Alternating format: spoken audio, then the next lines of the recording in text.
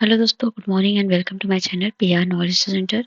तो आज हम करेंगे पॉलिटी एंड गवर्नेंस। हो चुका है हमारा विजन आईएएस, जो कि हम अक्टूबर मंथ का कर रहे हैं।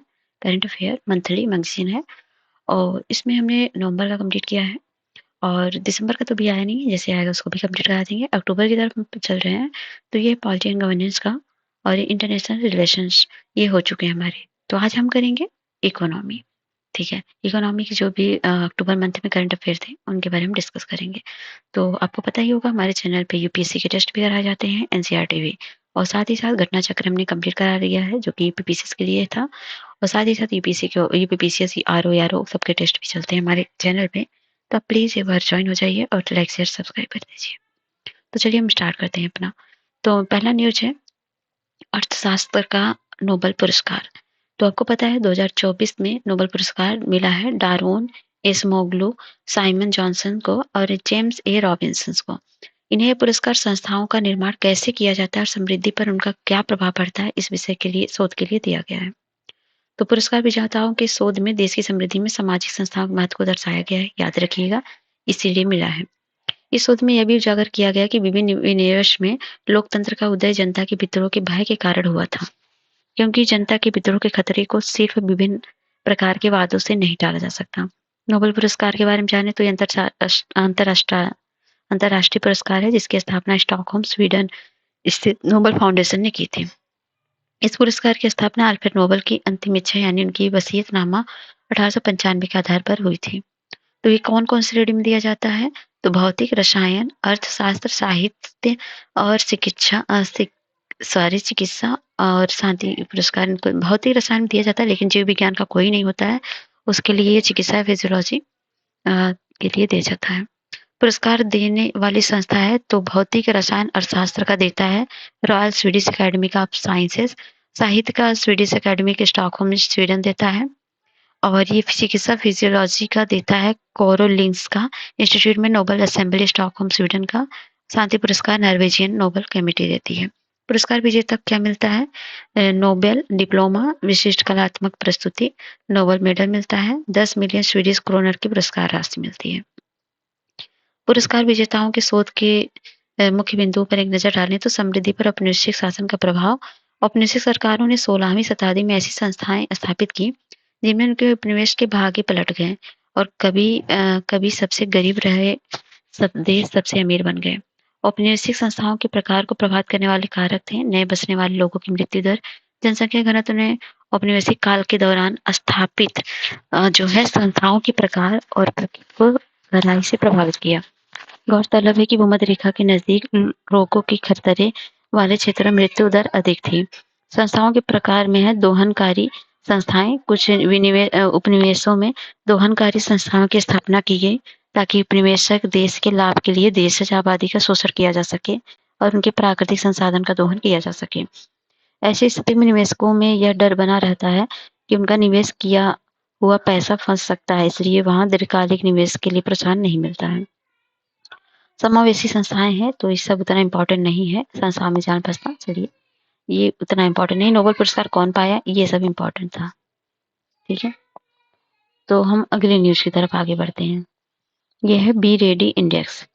तो हाल ही में विश्व बैंक ने बिजनेस रेडी इंडेक्स का पहला संस्करण लॉन्च किया। बी रेडी वैश्विक जो है विश्व बैंक की एक नई परियोजना है। इसे चरणबद्ध रूप से 3 साल पूरी तरह से जारी किया जाएगा। 2024-26 के अवधि के लिए वास्तव में इसका रोल आउट चरण है। इसके प्रथम संस्करण में 50 अर्थव्यवस्थाएं शामिल हैं, इनमें भारत शामिल नहीं है। 2026 तक इस सूचकांक में 180 देशों का मूल्यांकन शामिल किए जाने की योजना है। तो बी रेडी इंडेक्स क्या है जान लेते हैं। तो ये विश्व बैंक के समूह की एक ओर से डेटा संग्रह और विश्लेषण की एक नई परियोजना है। इस सूचकांक के जरिए दुनिया भर के देशों में व्यवसाय और निवेश के माहौल का आकलन किया जाना है। इसके साथ एक वार्षिक कॉर्पोरेट रिपोर्ट भी जारी की जाएगी। उद्देश्य समावेश और संधारणीय आर्थिक विकास का समर्थन करने के लिए निजी निवेश को बढ़ावा देना, रोजगार के अवसर पैदा करना, उत्पादकता को बढ़ाना। इसका उद्देश्य यह भी सुनिश्चित करना है कि एकत्रित आंकड़ों के आधार पर विभिन्न अर्थव्यवस्थाओं की तुलना की जा सके और यह सुनिश्चित किया जा सके कि आंकड़े किसी देश के भीतर व्यापारिक गतिविधियों के सटीक प्रतिनिधित्व करते हैं।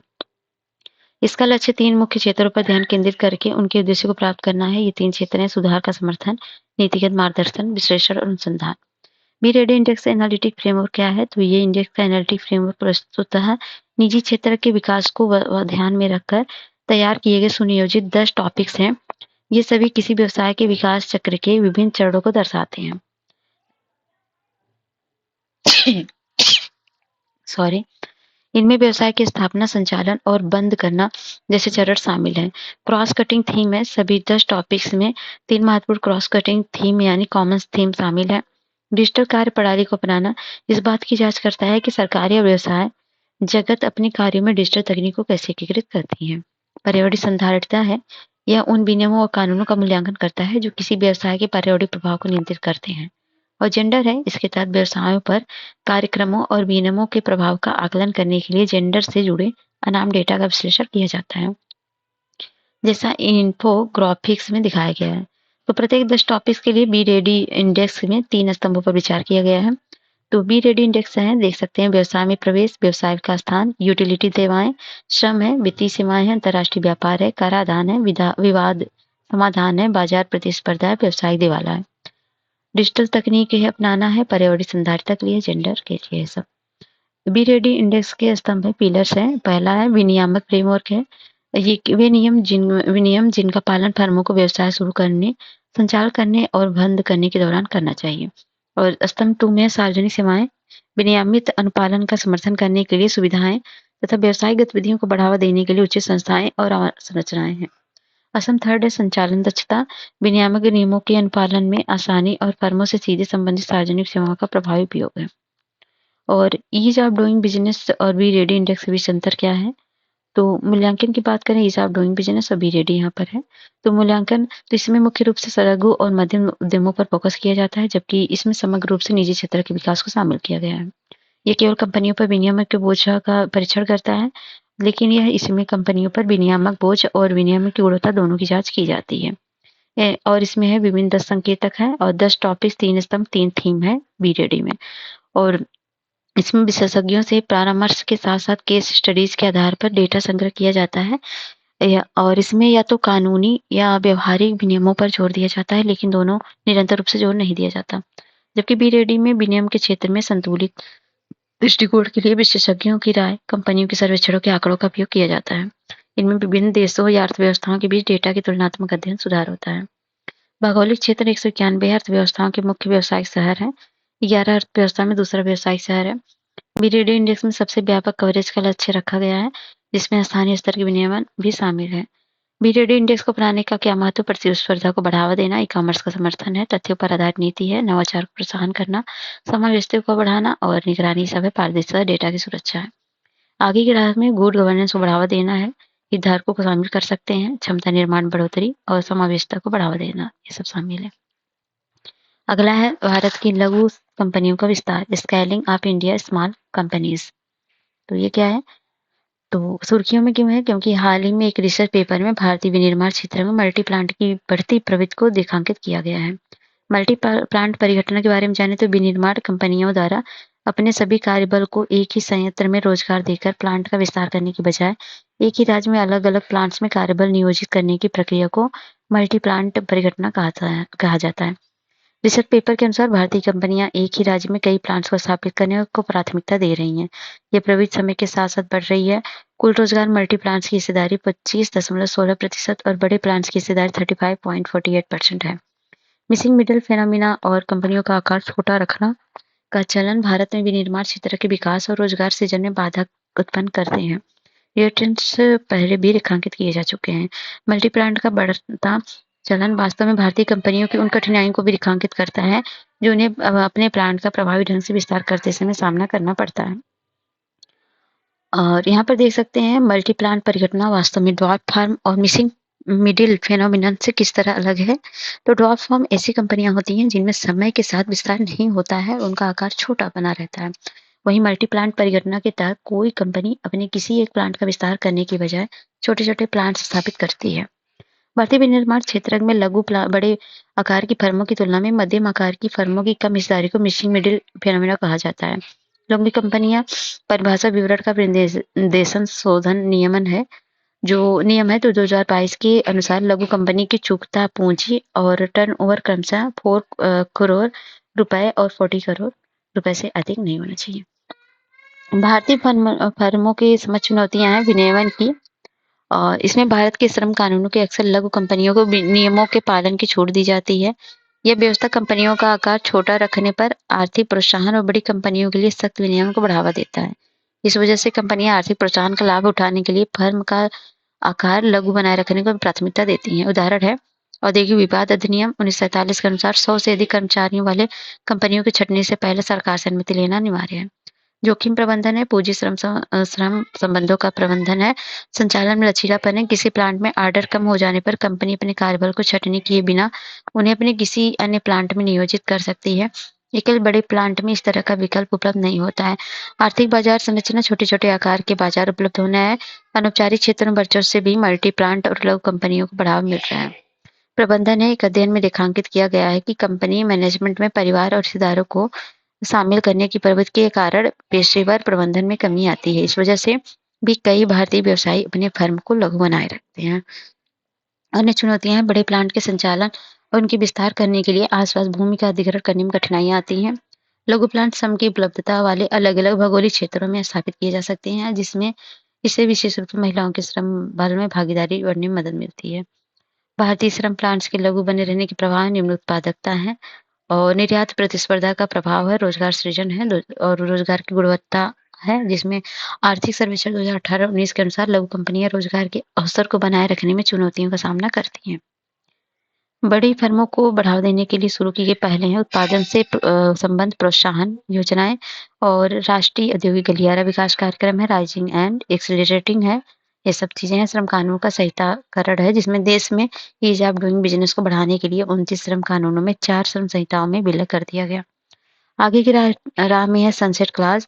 आर्थिक सर्वेक्षण 2018-19 सिफारिश की गई कि कंपनियों के आकार के आधार पर दिए जाने वाले प्रोत्साहनों को 10 वर्षों की समय सीमा तक की जानी चाहिए। इसके साथ ही ग्रैंड फादरिंग नियम भी लागू किए जाने चाहिए। ग्रैंड फादर क्लॉज के तहत पुराने नियम पहले से चली आ रही व्यवसायों पर लागू रहते हैं, जबकि नई व्यवस्थाओं पर नए नियम लागू होते हैं। कंपनियों के मामले में समझा जाए तो नई लघु कंपनियों को पहले से जारी प्रोत्साहन और छूट प्राप्त नहीं होंगे। ग्रैंडफादर क्लॉज के अनुसार जो पहले से चल रहा है वैसा ही रहेगा, लेकिन नई चीजों पर नए नियम लागू होंगे। प्रबंधन कौशल विकास है। कंपनियों की परिचालन दक्षता को बढ़ाने के लिए पेशेवर प्रबंधन को प्रोत्साहन देना चाहिए तथा उद्यमशीलता और प्रबंधन कौशल के लिए प्रशिक्षण कार्यक्रमों को चलाने की आवश्यकता है।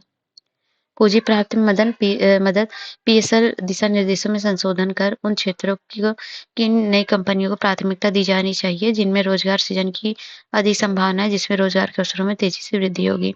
अधिक औद्योगिक क्लस्टरों को बढ़ावा देना। इंडियन जोन की स्थापना से कंपनियां सांझी अवसंरचना, बाजार लिंकेज तथा प्रौद्योगिकी वित्त और प्रतिभा का बेहतर तरीके से उपयोग कर सकती हैं।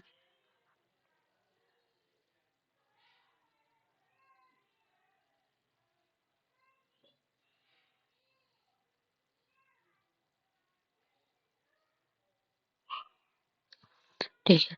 पीएम गति शक्ति नेशनल मास्टर प्लान। तो हाल ही में पीएम गति शक्ति राष्ट्रीय मास्टर प्लान की शुरुआत 3 वर्ष पूरे हुए। गौरतलब है कि पीएम गति शक्ति राष्ट्रीय प्लान भारत प्लान को 2021 में आरंभ किया गया था। पीएम गतिशील नेशनल मास्टर प्लान के लक्ष्य है।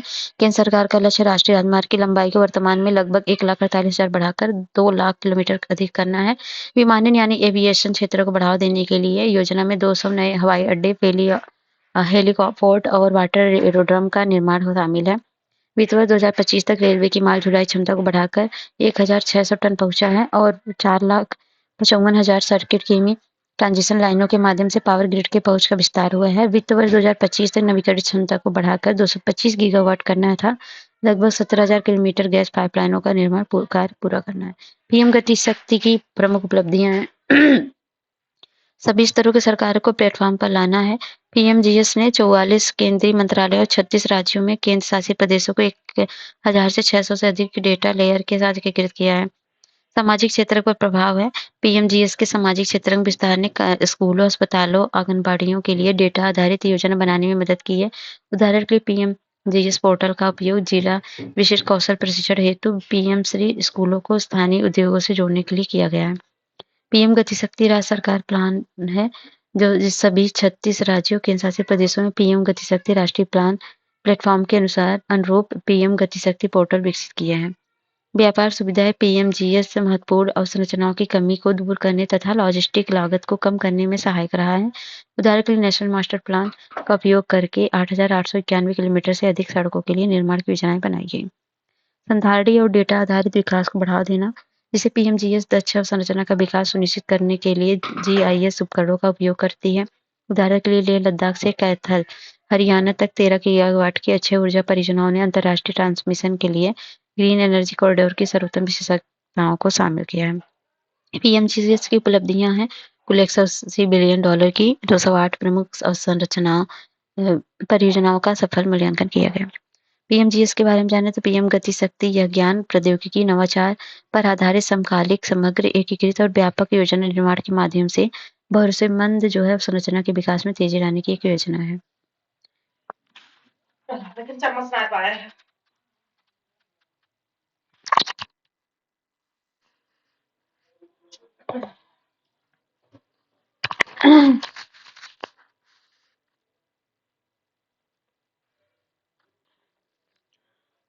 ठीक है, तो इस योजना में अग्रलिखित 7 इंजन द्वारा संचालित है। रेलवे, सड़क, बंदरगाह, जलमार्ग, हवाई अड्डे, मास ट्रांसपोर्ट, लॉजिस्टिक अवसंरचना। उद्देश्य है रहन-सहन को आसान बनाना, व्यवसाय करने में सुगमता लाना, अवरोधों को कम करना, लागत में दक्षता को अपनाकर कार्यों को पूरा करने में तेजी लाना।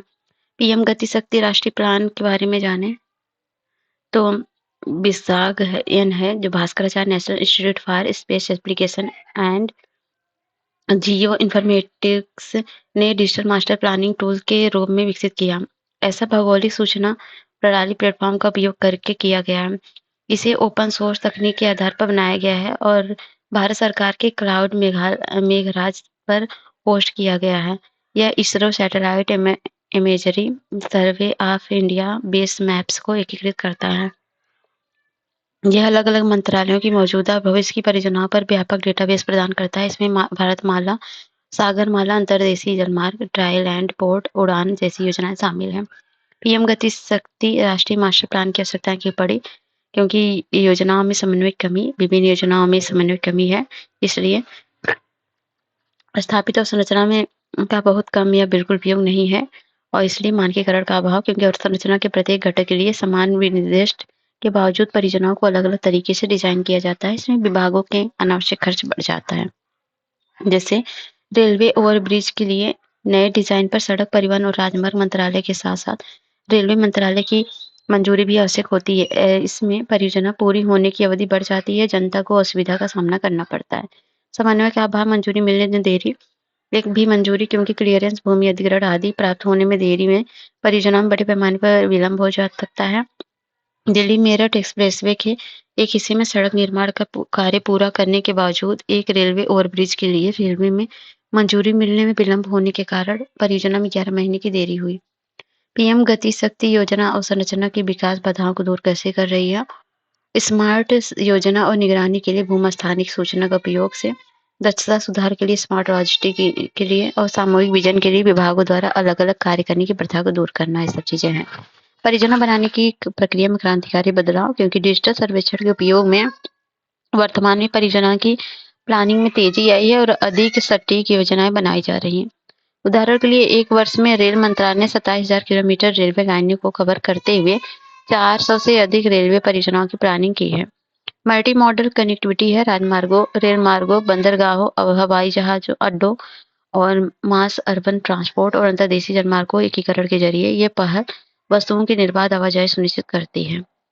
और एजेंसियों के बीच मंजूरी प्रक्रियाओं का सरलीकरण, उदाहरण के लिए पर्यावरण मंत्रालय की ऑनलाइन पर्यावरण मंजूरी प्रणाली की वजह से मंजूरी प्राप्त करने में लगभग 600 दिनों से घटाकर 162 दिन रह गए हैं। पीएम गति राष्ट्रीय प्लान के समझ चुनौतियां हैं। सरकारी डेटा को डिजिटल रूप में देरी तथा इन डेटा को आपस में साझा करने में समस्या और डेटा सुरक्षा संबंधी चिंताएँ जैसे निजी कंपनियाँ डिजिटल प्लेटफ़ॉर्म पर उपलब्ध संवेदनशील अवसंरचना संबंधी डेटा में मौद्रिक लाभ उठा सकती हैं। निजी क्षेत्र के साथ डेटा साझा पीएम गति शक्ति के दायरे से बाहर क्षेत्र से जुड़ी मुख्य समस्याएँ भी हैं। पीएम गति शक्ति के तहत समाधान नहीं की कई चुनौतियाँ हैं, जैसे कानूनी समस्याएँ और संरचना विकास के कारण स्थानीय आबादी अलगाव की समस्या, पर्यावरणीय मानकों का अनुपालन न करना आदि। भारत में पीएम गति शक्ति कार्यान्वयन में कैसे सुधार ला सकते हैं? भूमि अधिग्रहण परियोजना की मंजूरी से जुड़ी नौकरशाही प्रक्रियाओं को आसान बनाना चाहिए। अलग-अलग विभागों को भी समन्वय बढ़ाने से इन प्रक्रिया में तेजी आ सकती है। समय पर परियोजनाएँ पूरी करने के लिए ऐसा करना ज़रूरी है। कुछ प्रमुख समस्याओं का समाधान करना, अधिक सार्वजनिक व्यय की वजह से उत्पन्न होने वाली संरचनात्मक और माइक्रो इकोनॉमिक्स स्थिरता को संबंधी समस्याओं का समाधान करना चाहिए। भूमि अधिग्रहण से जुड़े निर्णयों से निपटना और संरचना हेतु नई भूमि अधिग्रहण करने के बजाय नीति निर्माताओं को गीस और रिमोटिंग सेंसिंग का उपयोग करके क्षरण वाली भूमि या प्रदूषित क्षेत्र की पहचान करनी चाहिए और उनका पुनर्विकास करना चाहिए। गति शक्ति प्लेटफॉर्म को निजी क्षेत्र के लिए खोलना, सरकार निजी कंपनियों और गैर संवेदनशील डेटा साझा करने, सहयोग और पारदर्शिता को बढ़ावा दे सकती है। जिला स्तरीय विस्तार, पीएम गति शक्ति जिला मास्टर प्लान और पोर्टल विकेंद्रीकृत योजना निर्माण सुनिश्चित करेगा और इससे अलग-अलग क्षेत्रों में स्थानीय समुदाय में समावेशी विकास को बढ़ावा मिलेगा। निष्कर्ष है, पीएम गति शक्ति पहल भारत में अवसंरचना विकास के लिए परिवर्तनकारी कदम है। इसका उद्देश्य बाधा रहित और दक्ष मल्टी मॉडल नेटवर्क बनाना है। विभिन्न मंत्रालयों के प्रयासों को एकीकृत करके एडवांस तकनीक का लाभ उठाकर यह पहल पूरे देश में कनेक्टिविटी को बढ़ाने और लॉजिस्टिक लागत को कम करने का प्रयास करती है। मेक इन इंडिया 10 वर्ष हो चुके हैं, तो सुर्खियों में है। हाल ही मेक इन इंडिया पहल के 10 वर्ष पूरे हो चुके हैं और मेक इन इंडिया पहल की शुरुआत 25 सितंबर 2014 को हुई थी और इसको बढ़ावा देने के लिए शुरू की गई पहलें हैं, उत्पादन संबंध प्रोत्साहन योजनाएं हैं, पीएम गति शक्ति है, पीएम सेमीकंडक्टर इकोनॉमिक्स विकास है, राष्ट्रीय लॉजिस्टिक नीति है 2022 का, स्टार्टअप इंडिया है, कर सुधार है, यूनिफाइड पेमेंट इंटरफेस जैसा यूपीआई वगैरह है। मेक इन इंडिया आपको पता ही होगा, इसका उद्देश्य है वोकल फॉर लोकल और उद्देश्य में और भी है, समृद्धि दर को बढ़ाकर 12 वर्ष से 40% तक लाना है, 12 से 40% तक लाना है और 2022 तक औद्योगिक क्षेत्रों में 100 मिलियन रोजगार अवसर सृजित करना है। अब 2022 तक भारत में सकल घरेलू विनिर्माण क्षेत्र में हिस्सेदारी को भी 25% करना है और इसे संशोधित करके 2025 तक कर दिया गया है। 2021 में शुरू की गई मेक इन इंडिया 2.0 पहल में 27 क्षेत्रों पर ध्यान केंद्रित किया गया है। इसे विभिन्न मंत्रालयों, विभागों और राज्य के सरकारों में तत्वावधान में लागू किया जा रहा है।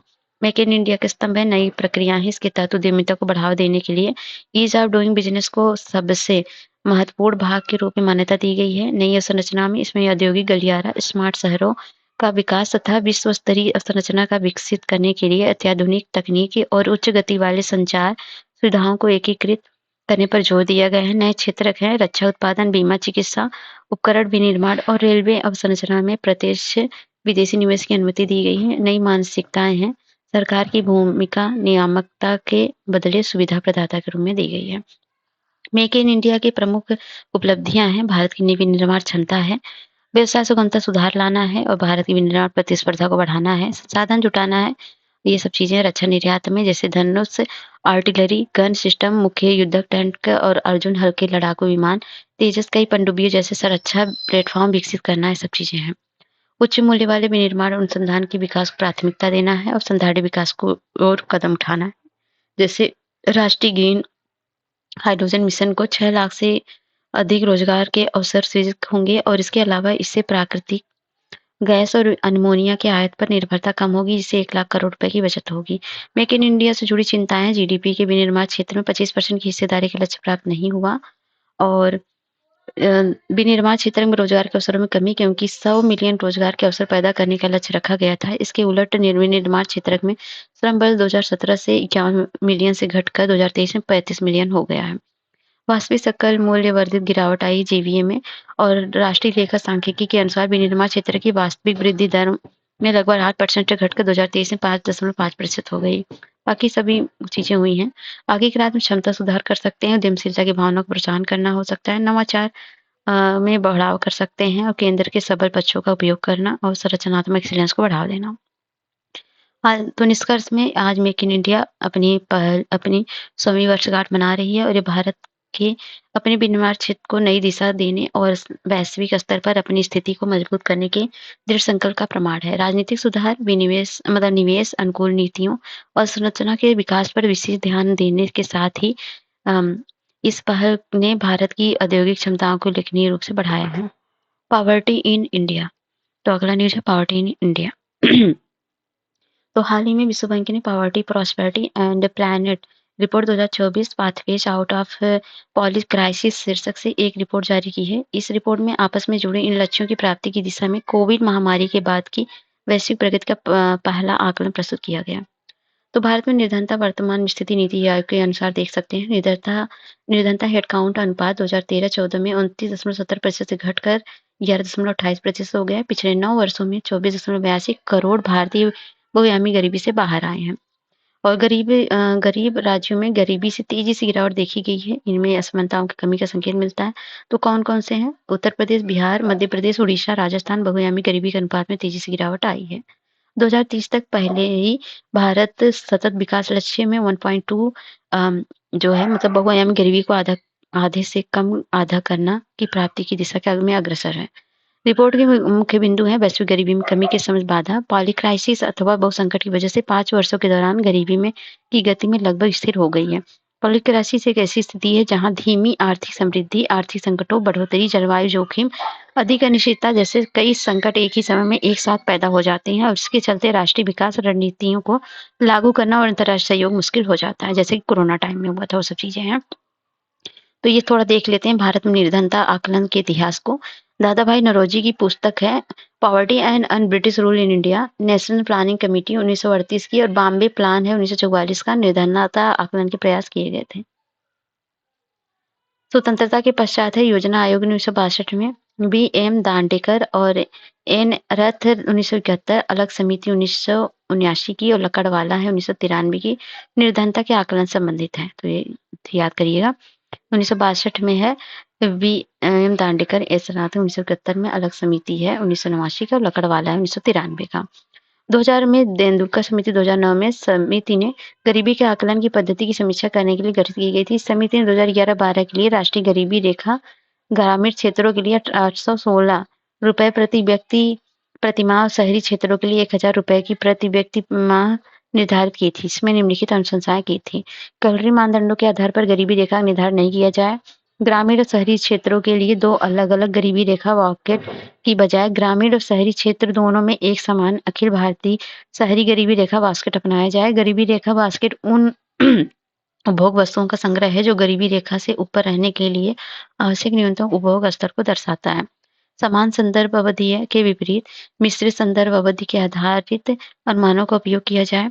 रंगराजन समिति तेंदुलकर समिति की सिफारिश की व्यापक आलोचना को देखते हुए समिति गठित की गई। इसमें फिर से अलग-अलग अखिल भारतीय ग्रामीण और शहरी गरीबी रेखा बास्केट को अपनाया और इसके आधार पर राज्य स्तरीय ग्रामीण एवं शहरी गरीबी अनुमान प्रदान किए गए। हालांकि सरकार ने रंगराजन समिति रिपोर्ट पर कोई निर्णय नहीं दिया था।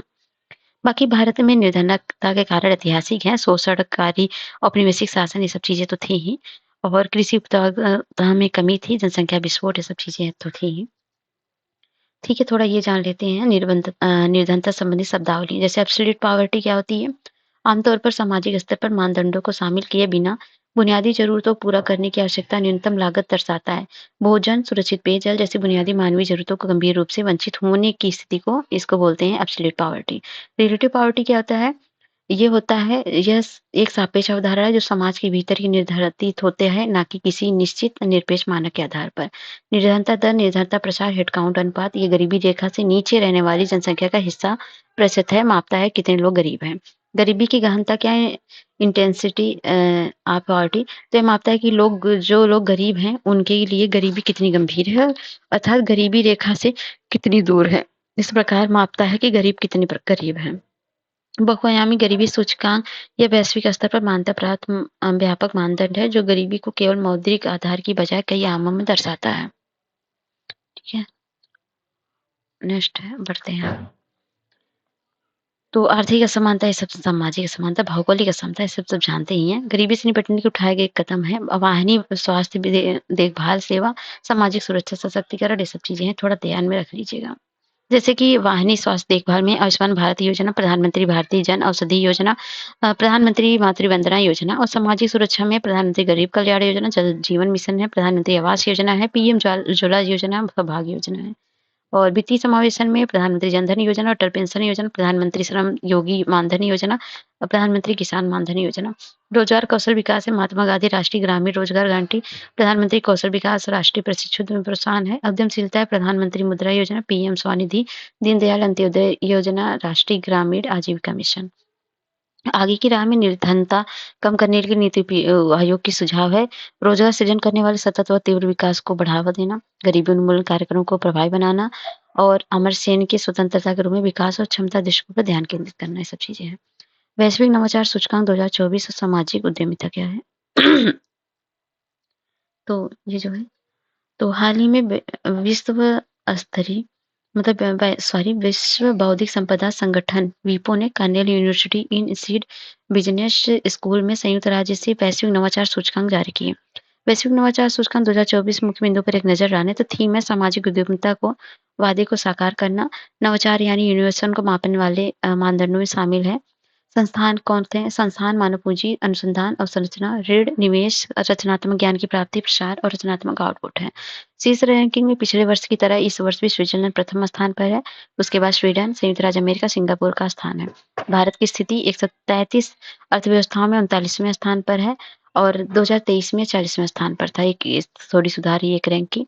ज्ञान और प्रौद्योगिकी आउटपुट, रचनात्मक आउटपुट, संस्थान और व्यावसायिक अनुसंधान के मामले में भारत निम्न मध्यम आय वाली अर्थव्यवस्थाओं तथा मध्य दक्षिण क्षेत्र में पहले स्थान पर है।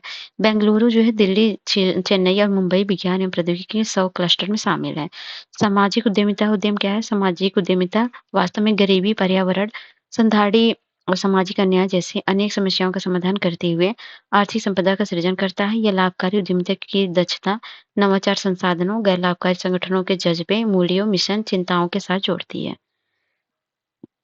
तो बाकी ये सब देख लीजिएगा, इतना इम्पोर्टेंट नहीं है। चलिए हम बढ़ते हैं आगे। अ, ये क्या है? विश्व बौद्धिक संपदा संगठन के बारे में जान लेते हैं, विपो के बारे में। तो 1967 में संयुक्त राष्ट्र की विशेष एजेंसी है ये। ऐसी संतुलित और सुलभ अंतर्राष्ट्रीय बौद्धिक संपदा प्रणाली विकसित करना जो रचनात्मकता को पुरस्कृत करती है, नवाचार को बढ़ावा देती है और आर्थिक विकास में योगदान करती है उद्देश्य है। सदस्य 193, 1975 भारत 1975 सदस्य हैं। कार्य संतुलित अंतर्राष्ट्रीय बौद्धिक संपदा नियमों को दिशा देने के लिए नीतिगत फोरम के रूप में कार्य करना, दूसरे देशों में बौद्धिक संपदा की रक्षा करना और विवादों को सुलझाने के लिए वैश्विक सेवाओं का प्रावधान करना। बौद्धिक संपदा संबंधी सूचना के लिए वैश्विक संदर्भ स्रोत के रूप में कार्य करना। प्रमुख संधियां हैं औद्योगिक संपदा के संरक्षण के लिए पेरिस कन्वेंशन 1998 का, साहित्यिक और कलात्मक रचनाओं के संरक्षण के लिए बनी कन्वेंशन 1928 का है, पेटेंट सहयोग संधि 1998 का, बौद्धिक संपदा आनुवांशिक संसाधन और संबंधित पारंपरिक ज्ञान पर संधि 2024 है। अगला है राष्ट्रीय खाद्य तेल मिशन तिलहन। ठीक है, ये सुर्खियों में क्यों है? क्योंकि 2024 से 25 तक, 30 से 31 तक 7 साल की अवधि के लिए राष्ट्रीय खाद्य तेल तिलहन मिशन को मंजूरी दी गई है। राष्ट्रीय खाद्य तेल मिशन तिलहन के बारे में जाने तो 2030 से 31 के लक्ष्य है। प्राथमिक तिलहन उत्पादन 29 मिलियन टन से बढ़कर 69.7 मिलियन टन रहा है। घरेलू खाद्य तेल उत्पादन को 25.45 मिलियन टन करना है और इसमें जो है ऑयल पाम शामिल करते हुए अनुमानित घरेलू मांग का 72% पूरा करना है। चावल आलू की खेती वाली भूमि तथा परती भूमि का उपयोग करके इंटरक्रॉपिंग और फसल विविधीकरण को बढ़ावा देकर तिलहन की खेती के तहत 40 लाख हेक्टेयर भूमि लाना है। फोकस एरिया है रेपसीड, सरसों, मूंगफली, सोयाबीन, सूरजमुखी, तिल जैसे प्राथमिक तिलहन फसलों का उत्पादन बढ़ाना, कपास, बीज, चावल, भूसी और वनस्पति प्राप्त तेलों जैसे द्वितीयक स्रोतों से तेल प्राप्ति की दक्षता को बढ़ाना है। योजनाओं की मुख्य विशेषताएं हैं सीड ऑथेंटिसिटी, ट्रेसेबिलिटी एवं होलिस्टिक इन्वेंटरी पोर्टल। यह समय पर बीजों की उपलब्धता सुनिश्चित करने के लिए ऑनलाइन 5 वर्षीय रोलिंग सीड प्लान है। बाकी ये सब चीजें खाद्य तेल के मामले में आत्मनिर्भर प्राप्त करने की आवश्यकता है क्योंकि क्षेत्रफल और उत्पादन की दृष्टि से भारत खाद्यान्न के बाद तिलहन दूसरी सबसे बड़ी फसल श्रेणी है। विविध कृषि पारिस्थितिकी स्थितियां जो है स्थितियों में तिलहन की 9 वार्षिक फसलें उगाई जाती हैं। मांग में वृद्धि, भारत में बढ़ता शहरीकरण, औसत मासिक प्रति व्यक्ति उपभोग व्यय में वृद्धि की वजह से खाद्य तेल की उच्च मात्रा वाले प्रसंस्कृत खाद्य पदार्थों की खपत में वृद्धि होने का अनुमान है। आयात पर बढ़ती निर्भरता है। भारत खाद्य तेलों के मामलों में आयात पर बहुत अधिक निर्भर है। भारत खाद्य तेलों की घरेलू मांग में 57% आयात करता है। ठीक है। और एनएमईओ एनएमईओ तिलहन के अपेक्षित लाभ क्या है? देश के तिलहन में उत्पादन को बढ़ाकर खाद्य तेलों में आत्मनिर्भरता हासिल करना, पर्यावरण लाभ जैसे जल न्यूनतम उपयोग, मृदा उपजाऊ बनाए रखना और फसलों के उत्पादन के लिए बंजर भूमि को प्रोत्साहन देना, ये सब चीजें हैं। अन्य लाभ में किसानों को आय बढ़ाना है, बीज उत्पादन अवसंरचना में सुधार करना है। भारत में खाद्य तेल में आत्मनिर्भर प्राप्त करने में चुनौतियां प्रति हेक्टेयर कम उपज है, खेती से जुड़ी चुनौतियां हैं। क्योंकि तिलहनी फसलों की 76% खेती वर्षा पर निर्भर है। तिलहनी फसलों का कुछ राज्यों में केंद्रित होना है और मांग और आपूर्ति में अंतर है। पाम ऑयल, सूरजमुखी तेल वैश्विक उत्पादन में भारत की हिस्सेदारी बहुत कम है। ठीक है। और खाद्य तेल में आत्मनिर्भरता प्राप्त करने के लिए उठाए गए कदम है। राष्ट्रीय खाद्य सुरक्षा मिशन है, तिलहन ऑयल पाम का है और राष्ट्रीय खाद्य तेल मिशन ऑयल पाम है और प्रधानमंत्री अन्नदाता आय संरक्षण अभियान है और राष्ट्रीय कृषि विभाग जो है कृषि विकास योजना रफ्तार है। ये सब चीजें हैं। और अन्य उपाय में है 7 प्रमुख तिलहन फसलों में मूंगफली, सूरजमुखी, सोयाबीन तेल, नाइजर सीड, रेपसीड और सरसों तथा कुसुम के लिए न्यूनतम समर्थन मूल्य की घोषणा की जाती है। तिलहन के घरेलू उत्पादकों को सस्ते आयात से बचाने और स्थानीय स्तर पर उत्पादन को बढ़ावा देने के लिए खाद्य तेलों पर 20% आयात शुल्क लगाया गया है। 2024 में बजट में घोषणा की गई तिलहन में सरसों, मूंगफली, तिल, सोयाबीन, सूरजमुखी में आत्मनिर्भरता के लिए रणनीति, अनुसंधान, आधुनिक कृषि तकनीकी, बाजार संपर्क, फसल बीमा पर ध्यान केंद्रित करना है। पीली क्रांति 1986-87 में भारत में खाद्य तेलों विशेषकर सरसों तेल के उत्पादन को बढ़ाने के लिए उद्देश्य से शुरू किया गया एक कृषि विकास कार्यक्रम था। तो निष्कर्ष एनएमईओ तिलहन में कई उपायों के जरिए घरेलू तिलहन उत्पादन को बढ़ाने तथा मेहनती किसानों की सहायता करने पर जोर दिया गया और इसमें मूल्य श्रृंखला समूहों का विकास, उच्च उपज और उच्च तेल प्रदान करने वाले बीज की किस्मों को बढ़ावा और ही सीड हब, बीज भंडारण यूनिट्स और फसल कटाई के बाद की सुविधाओं जैसी समग्र अवसंरचनाओं में सुधार जैसे उपाय शामिल हैं। साथ ही प्रति भूमि पर तिलहन की खेती को बढ़ावा देने से अधिक संधारणी जो है कृषि पद्धतियों को प्रोत्साहन मिलेगा और उपयुक्त उपायों के अलावा तिलहन क्षेत्र में बदलाव लाने के लिए अनुसंधान और डेटा आधारित निर्णय लेने और सार्वजनिक निजी भागीदारी के निवेश की भावनाएं तलाशने की आवश्यकता है। न्यूज इन शॉर्ट में रिस्पॉन्स कैपिटलिज्म केंद्रीय वित्त मंत्री ने भारतीय अर्थव्यवस्था में जिम्मेदार पूंजीवाद की आवश्यकता को रेखांकित किया है। भारत की वित्त मंत्री ने मैक्सिको में टेक लीडर्स राउंड टेबल को संबोधित करते हुए जिम्मेदार पूंजीवाद की आवश्यकता पर जोर दिया है और इस दौरान उन्होंने कहा कि करते हुए जिम्मेदार ठीक है कि अर्थव्यवस्थाओं के लिए केंद्रीय आर्थिक समृद्धि जो है प्राप्त करने की चुनौती नहीं है बल्कि असमानताओं को कम करने और सभी के लिए अवसर पैदा करने की चुनौती है।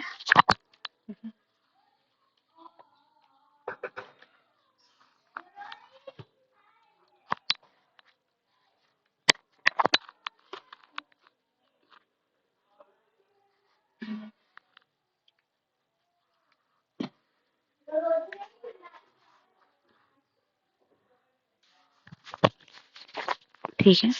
और जिम्मेदार पूंजीवाद रिस्पॉन्सिव कैपिटलिज्म से क्या है? तो यह वास्तव में एक प्रकार की आर्थिक अप्रोच है जो नैतिक मूल्यों के व्यवसायिक गतिविधियों को एकीकृत करती है। इनमें विभिन्न तत्व शामिल हैं जैसे व्यवसायिक लाभ को सामाजिक जिम्मेदारी के साथ संतुलित करने पर जोर देना, व्यवसायियों द्वारा केवल शेयरधारकों के रिटर्न पर ध्यान केंद्रित करने की वजह सामाजिक कल्याण, निष्पक्षता और पर्यावरणीय संधारिता में योगदान देना। जिम्मेदार पूंजीवाद है नैतिक व्यवसाय गतिविधियां, कॉर्पोरेट गवर्नेंस, सामाजिक जिम्मेदारी है, पर्यावरणीय संधाड़ी है, उचित मजदूरी और श्रमिक अधिकार है। और जिम्मेदार पूंजीवाद की जरूरत क्यों? क्योंकि वैश्विक चुनौतियों का समाधान करने में सहायक होता है, लंबे समय तक व्यवसाय को जारी रखने में सहायक होता है और नैतिक साधन और हितधारक पूंजीवाद को प्रोत्साहन करता है। भारत में जिम्मेदार पूंजीवाद को बढ़ावा देने के लिए उठाए गए कदम है कॉर्पोरेट सामाजिक उत्तरदायित्व कंपनी अधिनियम 2013 की धारा 135 के तहत है। सीएसआर व्यय अनिवार्य किया गया है, पर्यावरणीय कानून भी है, श्रम कानूनों के सुधार भी हैं और बहुत सारी चीजें हैं। और नेक्स्ट है वित्त वर्ष 2022-23 के लिए उद्योगों का वार्षिक सर्वेक्षण। तो क्या है? तो सांख्यिकी एवं कार्यक्रम कार्यान्वयन मंत्रालय द्वारा वित्त वर्ष 2022-23 के लिए उद्योगों का वार्षिक सर्वेक्षण जारी किया गया है। और उद्योगों का वार्षिक सर्वेक्षण प्रमुख आर्थिक संकेतों के संदर्भ में विनिर्माण उद्योगों के संगठन, विकास और संरचना में परिवर्तन की गतिशीलता के बारे में जानकारी प्रदान करता है। और सर्वेक्षण के मुख्य तथ्य हैं सकल मूल्य वर्धित 2021 से 22 की तुलना में 2022-23 में मौजूदा कीमतों में 7.3% की वृद्धि हुई है। जीवीए के मामले में महाराष्ट्र पहले स्थान पर रहा है, जबकि गुजरात दूसरे स्थान पर रहा है। आर्थिक मानदंडों में वृद्धि, निवेशित पूंजी, जीवीए, रोजगार और मजदूरी जैसे निरपेक्ष मूल्य के संदर्भ महामारी पूर्व स्तर को पार कर लिया है। विनिर्माण क्षेत्र के विकास का चालन, इसमें मूल धातु, कोक व परिष्कृत पेट्रोलियम उत्पाद, खाद्य उत्पाद आदि का निर्माण शामिल है। रोजगार पिछले वर्षों की तुलना में 2022-23 में निर्माण क्षेत्र में रोजगार 7.4% की वृद्धि हुई है। सबसे अधिक रोजगार देने वाले राज्य तमिलनाडु, महाराष्ट्र। उद्योगों और वार्षिक सर्वेक्षण के बारे में जाने तो सर्वेक्षण सांख्यिकी संग्रह अधिनियम 2008 का संचालित किया जाता है। इसमें जम्मू कश्मीर को बाहर रखा गया है, जहाँ से सर्वेक्षण जम्मू कश्मीर सांख्यिकी अधिनियम 2010 के अंतर्गत संचालित है।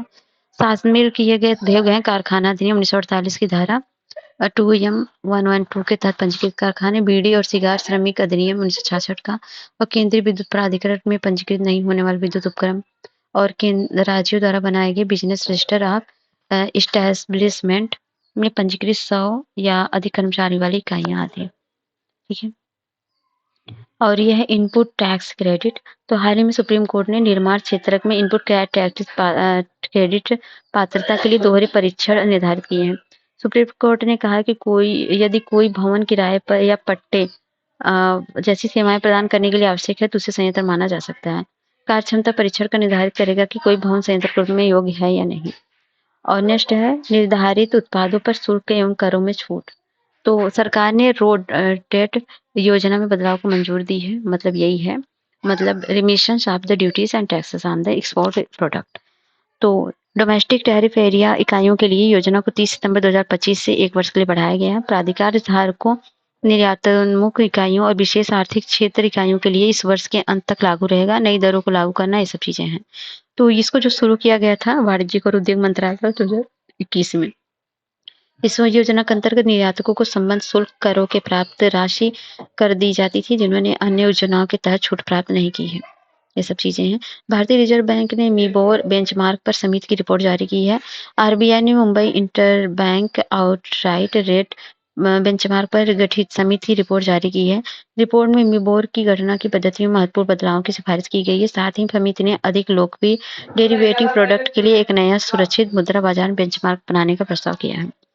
मीबोर क्या है? तो यह ब्याज दर बेंचमार्क है। इस ब्याज दर को भारतीय इंटर बैंक बाजार में किसी अन्य बैंक से जो है बिना कोलैटरल धन उधार लेता है और पहली बार 1998 में नेशनल स्टॉक एक्सचेंज ने शुरू किया था इसको।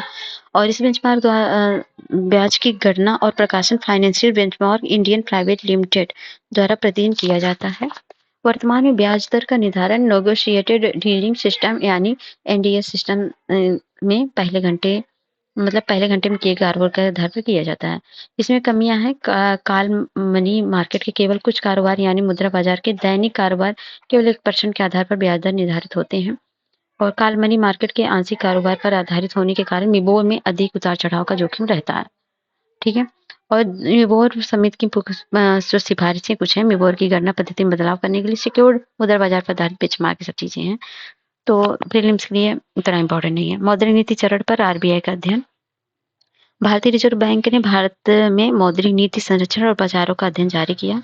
यह अध्ययन मुद्रास्फीति की स्थिरता और मौद्रिक नीति पर श्रम बाजारों के अनौपचारिक प्रभाव के विश्लेषण करता है। तो याद रखिएगा। इसके बारे में जाने तो केंद्र सरकार द्वारा गठित करती है। इसका उद्देश्य मुद्रास्फीति लक्ष्य को प्राप्त करने के लिए रेपो रेट जैसी नीतिगत दरें निर्धारित करता है। संरचना 6 सदस्यीय समिति होती है। 3 सदस्य आरबीआई तथा 3 सदस्य केंद्र सरकार से नामित होते हैं। आरबीआई 3 सदस्य होते हैं। गवर्नर, पदेन अध्यक्ष, आरबीआई एवं डिप्टी गवर्नर पदेन सदस्य होते हैं। आरबीआई केंद्रीय बोर्ड नामित आरबीआई का एक अधिकारी पदेन सदस्य होता है।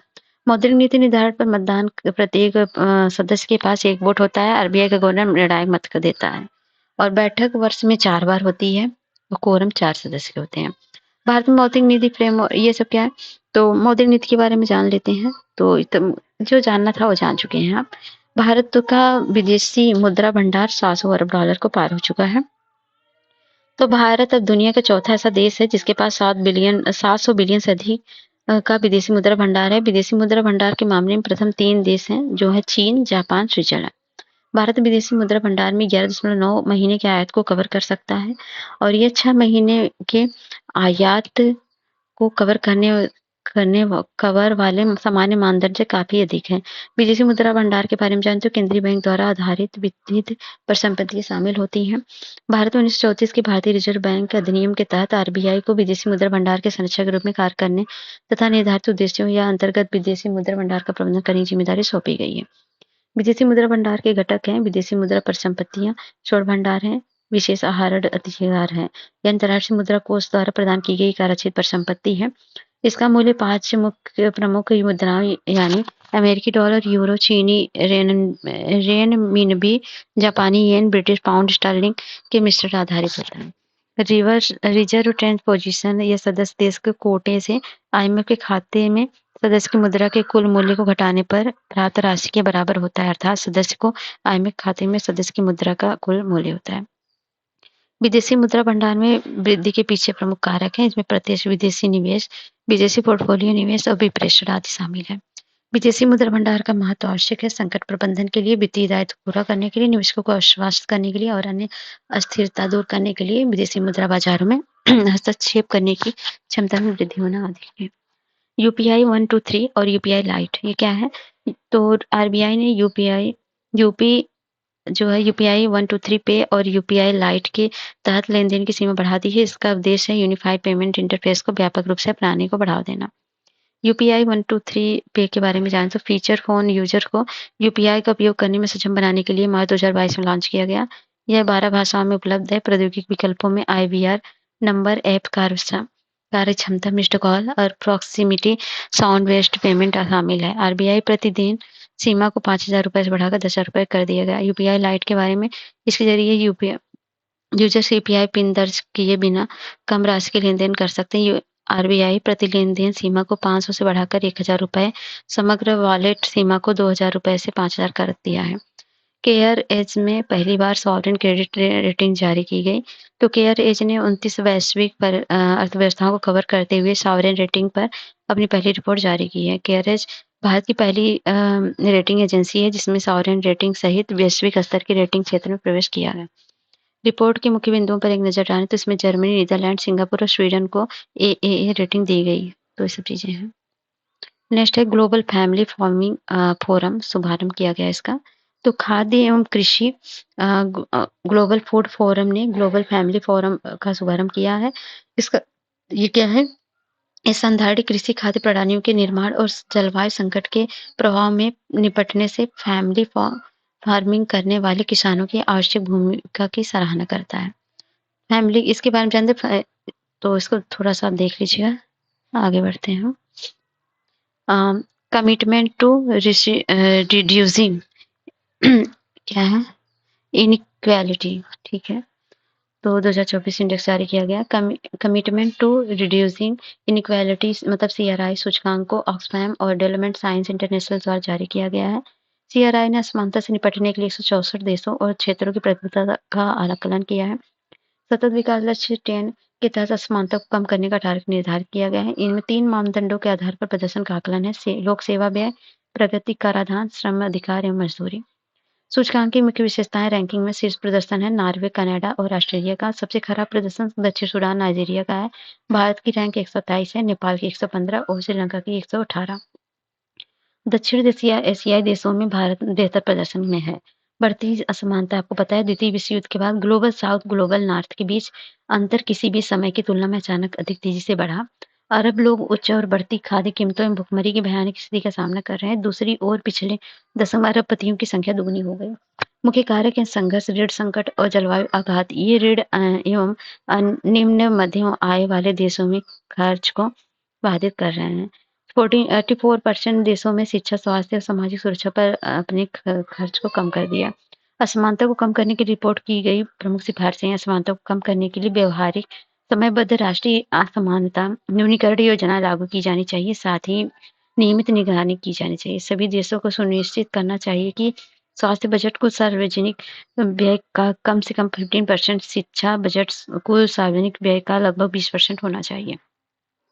सबसे अमीर 1% की आय पर कर लगाकर प्रगतिशील कराधान को बढ़ाया जाना चाहिए। ये भारत में असमानता को कम करने के लिए उठाए गए कदम है। रोजगार सृजन, महात्मा गांधी जैसे मनरेगा है, वित्तीय समावेशन उदाहरण के लिए प्रधानमंत्री जनधन योजना है, शिक्षा कौशल है, शिक्षा का अधिकार अधिनियम 2009, अन्य स्टार्टअप्स इंडिया योजना भी है। अखिल भारतीय ग्रामीण वित्तीय समावेशन सर्वेक्षण है। तो नाबार्ड ने दूसरा अखिल भारतीय ग्रामीण वित्तीय समावेशन सर्वेक्षण जारी किया। अखिल भारतीय ग्रामीण वित्तीय समावेशन सर्वेक्षण 2016-17 में एक राष्ट्रीय स्तर में सर्वेक्षण के रूप में किया गया है। यह ग्रामीण आबादी की आजीविका की स्थिति और वित्तीय समावेशन के स्तर के संदर्भ में व्यापक अवलोकन प्रदान करता है। नेफिस जो है 2016-17 से लेकर अब तक ग्रामीण विकास, आर्थिक और वित्तीय संकेतकों के बारे में महत्वपूर्ण जानकारी प्रदान करता है। सर्वेक्षण मुख्य बिंदु है परिवार की औसत मासिक आय 57.6% वृद्धि, परिवार के उपभोग में बास्केट खाद्य का हिस्सा 51% से घटाकर 47% हो गया। ग्रामीण कृषि क्षेत्र में वित्तीय समावेशन के एक प्रमुख साधन के रूप में किसान क्रेडिट कार्ड बहुत प्रभावी पाया गया। भूमि जोत का औसत 1.08 हेक्टेयर से घटकर 0.74 हेक्टेयर हो गया। सर्वेक्षण में शामिल होने वाले बेहतर वित्तीय साक्षरता वाले लोगों का अनुपात है 33.9% से बढ़ाकर 51.3% हो गया। संस्थागत स्रोतों के ऋण में कृषि परिवारों का अनुपात 60.5% बढ़ाकर 75% हो गया। ग्रामीण आय में वृद्धि के लिए उत्तरदायी कार्य है सरकारी सहायता, ग्रामीण महिला श्रम बल भागीदारी दर में वृद्धि। आर्थिक सर्वेक्षण 2022-23 के अनुसार 2018-19 में ग्रामीण महिला श्रम बल भागीदारी में 19.7% थी, जो 2021-21 में 27.7% हो गई है। ठीक है। ठीक है। नाबार्ड है राष्ट्रीय कृषि और ग्रामीण विकास बैंक के बारे में। इनका गठन जो है बी शिवरामन समिति की सिफारिश के आधार पर किया गया था। ये भारत शीर्ष विकास बैंक, इसकी स्थापना 1982 में संसद के एक अधिनियम के तहत संसद और न्याय संगत कृषि एवं ग्रामीण विकास को बढ़ावा देने के लिए की गई थी। नैफिंडेक्स वित्तीय समावेशन की माप जो है नैफिस 2016-17 के माध्यम से एकत्र किए गए क्षेत्र स्तरीय डेटा के आधार पर भारत के अलग अलग राज्यों के लिए तैयार किया गया। सूचकांक तैयार करने के लिए 3 आयामों पारंपरिक बैंकिंग उत्पाद, आधुनिक बैंकिंग उत्पाद और भुगतान प्रणाली पर विचार किया जाए। सरकार ने अपतटीय क्षेत्र परिचालन अधिकार नियम अधिसूचित किए हैं। तो नए नियम अपतटीय क्षेत्र खनिज अधिनियम 2002 के तहत अधिसूचित किए गए हैं। इस अधिनियम का उद्देश्य है निर्दिष्ट अपतटीय क्षेत्रों में खनिजों के अन्वेषण उत्पादन को विनियमित करना। मुख्य नियमों पर नजर डालें तो नियमों का लागू होना में ये नियम खनिज तेल, हाइड्रोकार्बन, निर्दिष्ट परमाणु खनिजों को छोड़कर अपतटीय क्षेत्रों में सभी प्रकार खनिजों को लागू होंगे। लीजर सरेंडर आदि खनिज उत्पादन कार्य अलाभकारी साबित होते हैं, जो 10 वर्षों के बाद लीज सरेंडर की जा सकती है। आरक्षित अपतटीय क्षेत्रों के परिचालन अधिकारों के मामले में सरकारी और सरकारी स्वामित्व वाली कंपनियों तथा प्राथमिकता से पहुंच प्रदान की जाएगी। अपतटीय खनन और इसका महत्व क्या है? इसे गहरे समुद्र में खनन भी कहा जा सकता है और इसके तहत गहरे समुद्र नितल में खनिजों को प्राप्त किया जाता है। गहरा समुद्र नितल 200 मीटर से अधिक गहराई पर स्थित समुद्र नितल है। यह स्थल पर घटते खनिज भंडारों को देखते हुए धातुओं की बढ़ती मांग को पूरा करने में मदद करेगा, साथ ही खनिज आयात पर निर्भरता को कम करेगा। अपतटीय खनन से चुनौतियां क्या है? संभावित पर्यावरणीय क्षति है, मछलियों पकड़ने वाली समुदायों पर प्रभाव पड़ेगा, प्रौद्योगिकी पर भी, जिसमें भारत में गहरे समुद्र खनन के लिए पर्याप्त अनुसंधान एवं विकास और तकनीकी विकास का अभाव है। तो अपसौर एवं अपतटीय खनन के बारे में जाने तो शुरुआत की पहले क्या है? तो अपतटीय क्षेत्र खनिज विकास और विनियमन अधिनियम 2002 का उद्देश्य खनिज संसाधनों का विकास और विनियमन करना है। डीप सी मिशन है। यह मिशन गहरे समुद्र में खनिज अन्वेषण के लिए 20 पृथ्वी विज्ञान मंत्रालय के तहत संचालित किया जा रहा है। उदाहरण के लिए समुद्रयान मिशन, मत्स्य 6000 आदि। इंटरनेशनल सीबेड अथॉरिटी, इसने 2016 के विशेष रूप से भारत को हिंद महासागर में 10,000 वर्ग किलोमीटर का क्षेत्र पॉलीमेटेलिक न्यूडल्स की खोज के लिए आवंटित किया था। राष्ट्रीय विद्युत योजना है। केंद्रीय विद्युत मंत्रालय ने राष्ट्रीय विद्युत योजना शुरू की। राष्ट्रीय विद्युत योजना को विद्युत अधिनियम 2003 के तहत केंद्रीय विद्युत प्राधिकरण ने विकसित किया। ट्रांसमिशन प्रणाली विद्युत उत्पादन के स्रोत और लोड अंतिम उपभोक्ता तक बिजली पहुंचाने वाली विद्युत वितरण प्रणालियों को आपस में जोड़ती है। राष्ट्रीय विद्युत योजना की प्रमुख मुख्य विशेषताएं हैं। इस योजना के तहत 2030 तक 500 गीगावाट, 2032 से 600 गीगावाट से अधिक की नवीकरणीय ऊर्जा स्थापित करने का ट्रांसमिशन करने का लक्ष्य रखा गया है।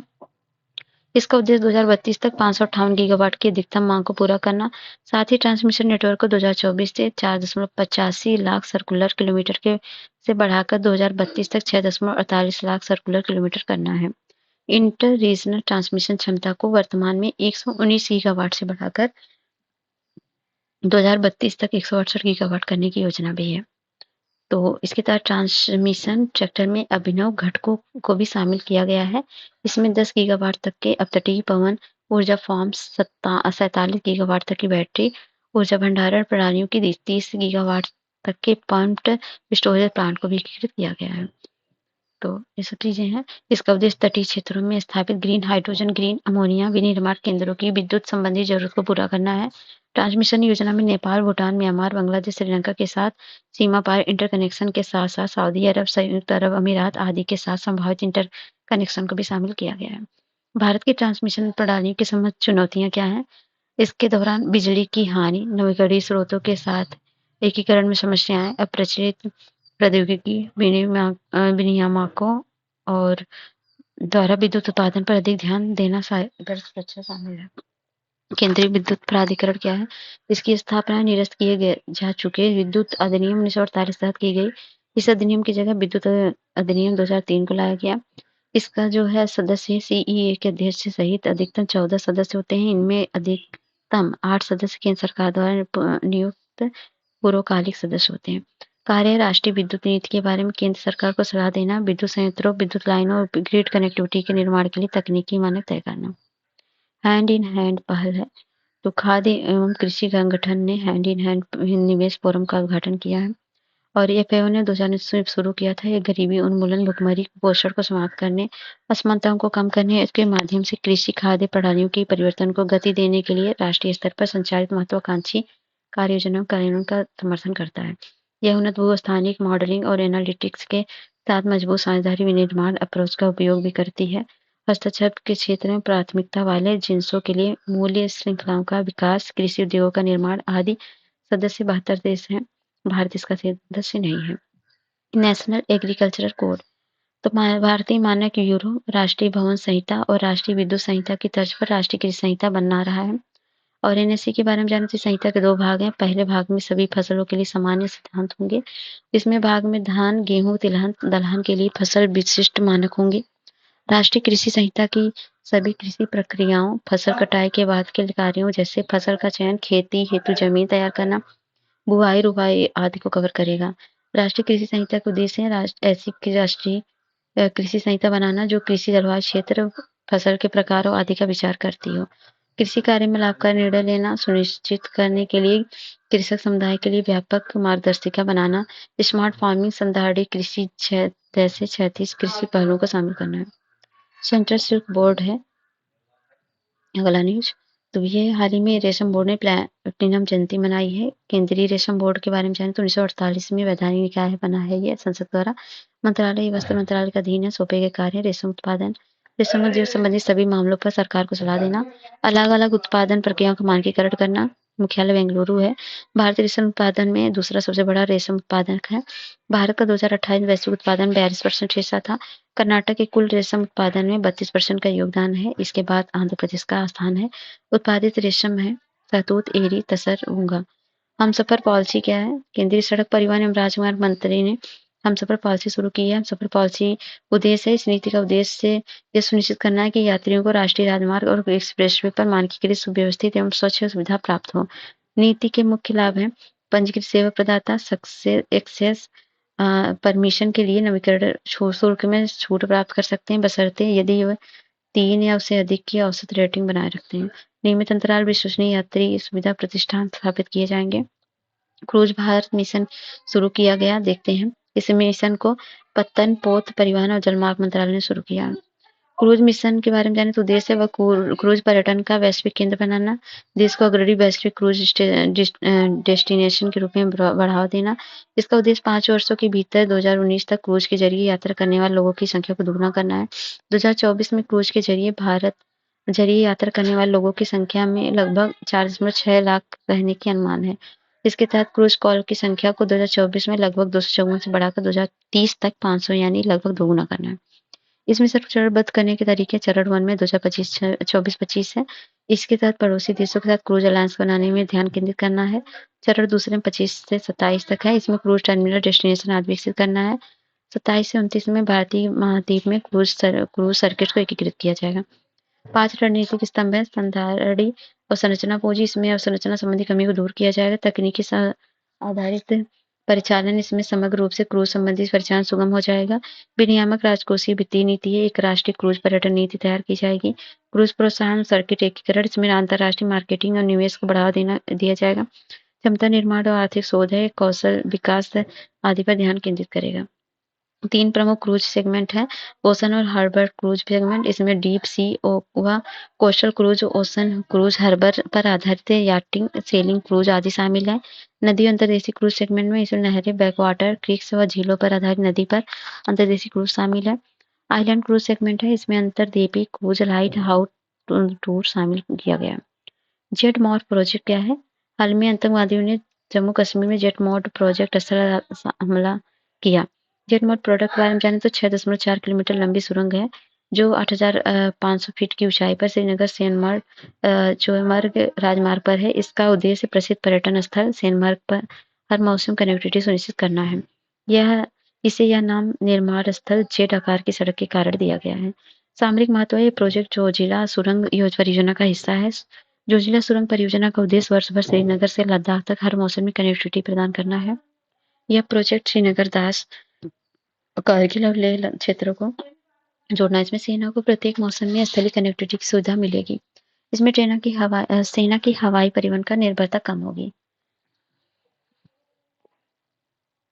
ठीक है, तो कैसा लगा वीडियो? ये पूरा इकोनॉमी कंप्लीट हो चुका आपका। थोड़ा लॉन्ग हुआ क्योंकि बहुत ज़्यादा न्यूज़ थे। तो जो की पॉइंट है उसको छाट लीजिए, बाकी तब नहीं पढ़ना है, लेकिन हाँ, मेंस के लिए कॉन्सेप्ट क्लियर करना बहुत ज़रूरी है, साथ ही साथ प्रीलिम्स के लिए। चलिए मिलते हैं नेक्स्ट वीडियो में, तब तक के लिए जय हिंद, जय भारत।